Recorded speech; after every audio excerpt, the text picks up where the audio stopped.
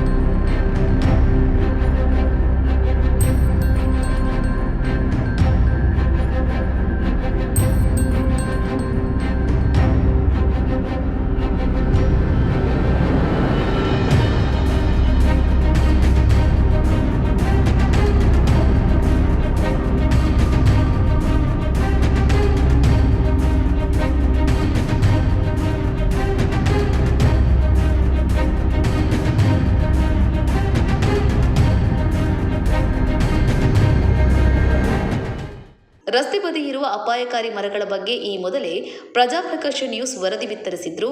ಅಧಿಕಾರಿಗಳು ಮಾತ್ರ ನಿರ್ಲಕ್ಷ್ಯ ತೋರಿದ್ರು. ಇದರ ಪರಿಣಾಮವೇ ಈಗ ಮರಗಳು ಉರುಳಿ ವಾಹನ ಮಾಲಕರು, ಪ್ರಯಾಣಿಕರು ಅಪಾಯವನ್ನ ಎದುರಿಸುವಂತಾಗಿದೆ.